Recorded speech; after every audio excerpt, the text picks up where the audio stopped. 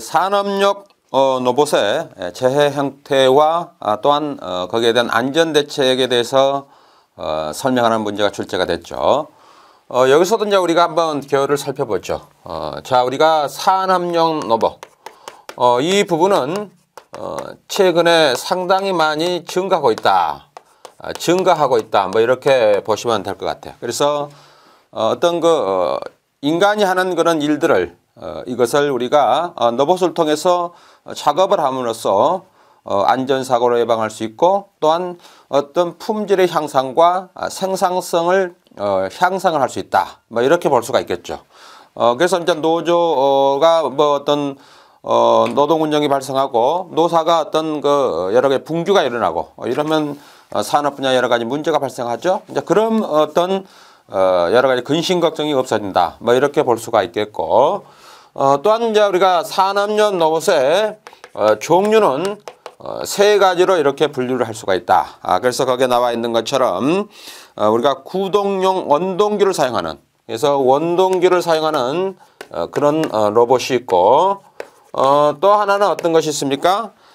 그게 우리가 상하 좌우로 이렇게 이동하는 그런 어떤 것이 아니고 그냥 이렇게 고정시켜서 어떤 운동을 하는 단조로운 운동, 뭐 직조자 상하 운동을 하는가, 직선 운동을 한다든가, 이와 같이 단조로운 어떤 운동을 하는 그런 로봇이 있다. 그래서 단조로운 운동을 하는 운동의 어떤 로봇이 있고 마지막으로 이제 교육을 어떤 활성화를 위한 그런 로봇이 있다는 거. 이렇게 우리가 분류를 할 수 있고.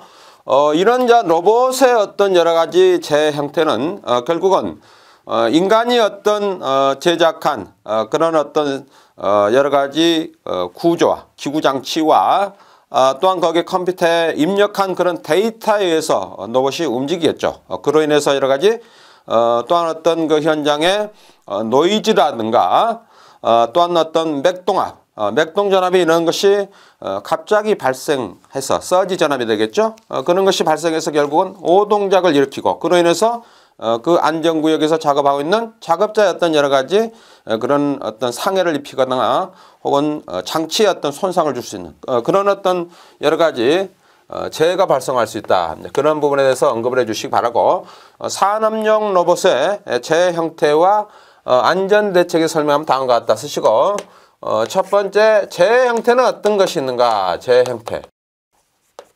자, 재해 형태는 그렇게 뭐 복잡하지는 않습니다. 거기에 나와 있는 것처럼 매니플레이터가 작동하는 유형구역에 접근해서 가격에 의해서 결국은 재해가 발생한다. 그래서 이형구역에 결국은 가격 갑자기 이렇게 내리친다 이거죠. 때린다 이거죠. 그래서 가격에 의해서 결국은 재해가 발생할 수 있다. 그래서 이것이 결국은 에러죠. 에러가 발생해서 이제 재해가 발생할 수 있고 그 다음에 또 두 번째는 어떤 것이 있습니까? 로봇의 정비 또는 시운용 중에 오조작. 이것은 이제 사람의 어떤 작업자의 어떤 실수에 의해서 이것은 발생할 수 있다. 뭐 이렇게 보겠습니다. 그래서 두 가지 어떤 형태로 나올 수 있다는 거 그렇게 알아두시기 바라고 그 다음에 안전대책은 어떤 것이 있는가 살펴보죠. 안전대책. 자, 거기에 나와 있는 것처럼 위험성에 대한 안전대책이 있습니다. 그래서 거기에 보면은 안전매트가 있죠. 안전매트로 인해서 우리가 대책을 강구할 수 있다. 그래서 거기에 이제 유효 감지 영내 임의 위치에 일정 이상의 압력이 가해지면 산업용 로봇의 동작을 정직히 하는 그래서 어떤 이렇게 가격하고 이제 이것이 서로 어떤 연계가 되겠죠. 그래서 결국은 가격은 압력이 이렇게 가해지는 거죠. 그것을 이제 감지를 해서 결국은 정지를 할 수 있도록 그런 시스템으로 구현하고 있다는 거. 그 다음에 두 번째는 안전방책입니다. 안전방책. 이 안전방책이라는 것은 결국은 로봇이 어떤 운동하고 있는 그 에어리어에 작업자가 접근을 금할 수 있는 어떤 그런 어떤 부분에서 우리가 재해를 방지할 수 있다. 뭐 이렇게 볼 수가 있겠고 세 번째는 센서가 있죠. 센서. 센서가 어떤 작업자가 지나간다든가 어떤 물건이 이렇게 움직일 때 그 센서가 그것을 감지해서 여러 가지 로봇이 정지한다든가 혹은 또한 로봇이 그쪽으로 접근하지 못하도록 한다든가 여러 가지 방법이 있겠죠. 그렇게 해서 이제 우리가 여러 가지 안전 대책을 강구할 수 있고 이것은 이제 결국은 기본 사항이 되겠죠. 기본 사항. 기본 사항에 의해서 이제 우리가 하는 거고 그다음에 거기에 보면 이제 설계 및 계획 단계에서 방어 조치 있어요. 그래서 설계라든가 계획 단계. 계획 단계에서 방어 조치가 있는데 어떤 것이 있는가 한번 살펴보죠. 그래서 거기에 첫 번째는 거기에 나와 있는 것처럼 fail safe 기능을 갖게 한다. fail safe. 그래서 fail safe. 이 fail safe는 어떻게 됩니까? 어떤 고장이 나도 장비가 고장이 발생해도 거기에 작업자는 안전한 그런 상태가 되겠죠. 그래서 fail safe는 세 가지로 우리가 이렇게 공부를 했죠. 앞에서. 그래서 fail passive가 있었고 fail active가 있었고 그 다음에 fail operational이 있었죠. 그래서 세 가지에 의해서 우리가 그것을 여러 가지 규정을 하고 있다는 것 알아두시기 바라고 그 다음에 로봇을 정지시키는 구조다. 이상 발생 시. 그래서 이상 시 결국은 로봇이 결국은 어떻게 됩니까? 정지, 스톱을 할 수 있도록 그렇게 되고 그 다음에 이제 거기에 또 오면은 알람 기능을 갖게끔 하고 그 다음에 동력 차단 장치 및 비상정지 기능을 갖추고 그 다음에 위험 부위가 없도록 결국은 설계를 하는 것이 좋겠죠. 그 다음에 이제 거기에 제로 구조 기능을 갖게 한다. 그래서 특수 로봇에 대해서는 그렇게 이제 해줄 수 있다는 것 그것도 참고해 주시기 바랍니다. 그 다음에 사용 단계에서 방어 조치가 있죠. 방어 조치는 네 가지로 이렇게 분류가 됐죠. 작업자가 쉽게 위험 영역에 들어가지 못하도록 하는 것. 그것은 뭐 앞에서도 제가 언급을 했었죠. 그 다음 수동 동작 상태에서 전환시키는 것. 위험 영역에서는 그 다음에 플랫폼을 설치한다는 것. 그 다음에 국부 조명을 설치한다는 것. 이렇게 해서 알아봤고 다음은 설비 진단 기술입니다. 설비 진단 기술.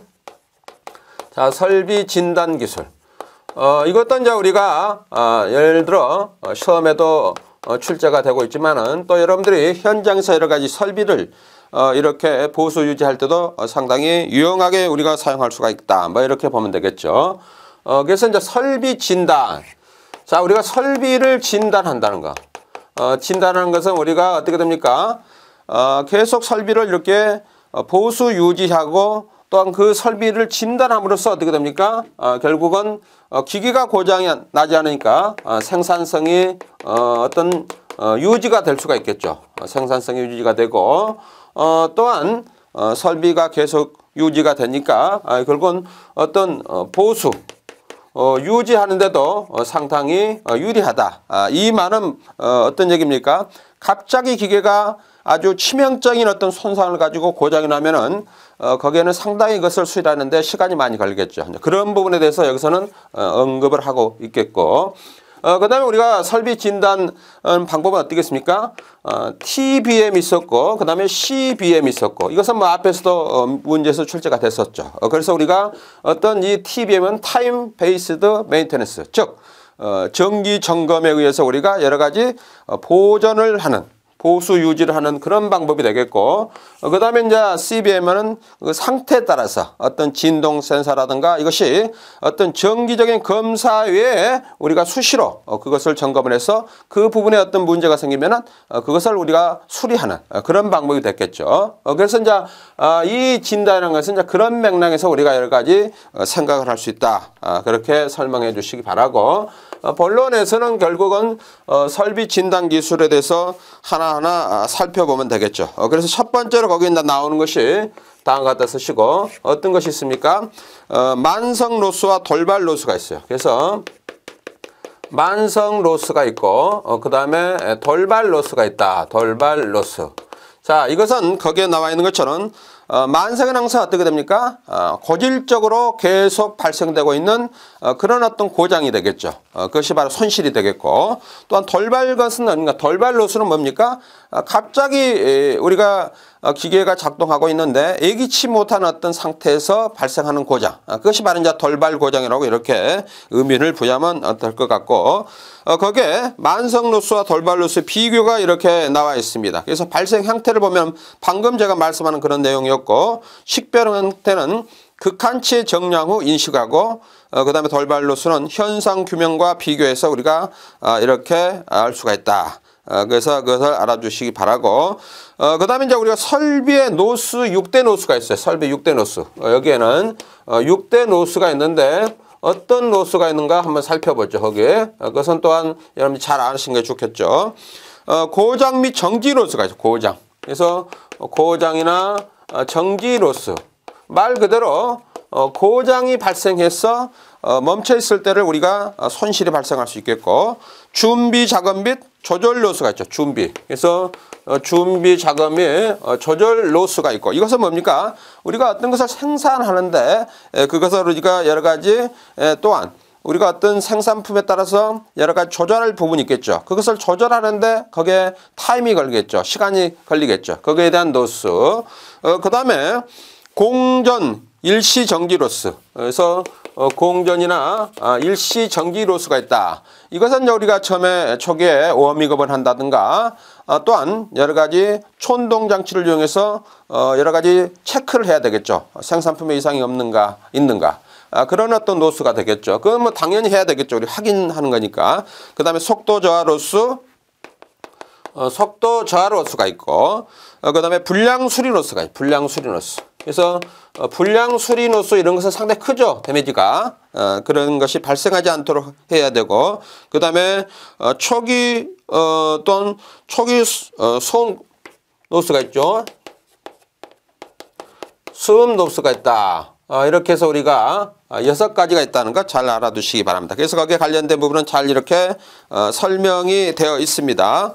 자, 이와 같은 노스가 생기는데, 우리가 이제 거기에 보면은, 그러면 이와 같은 노스가 생기는 우리가 대책은 어떤 것이 있는가? 여기에 대한 대책이 되겠죠. 그래서 만성 로스가 생길 때 여기에 대책은 어떻게 우리가 강구를 해야 되는가? 뭐 이것은 여러분들이 생각해도 어느 정도 알 수는 있겠지만은, 거기에 보면은 이제 우리가 기존에 어떤 우리가 했던 것을 개선을 할 수 있는 방법이 있으면 그걸 개선을 해야 되겠죠. 그 다음에 어떤 특성 요인도 이런 것을 분석하고, 그 분석한 것을 우리가 다시는 번복되지 않도록, 즉 로스가 발생하는 것이 반복되지 않도록 하는 것이 중요하다. 뭐 이렇게 보면 되겠습니다. 그래서 이제 그런 부분에 대해서 우리가 여러 가지 대책을 강구해야 된다.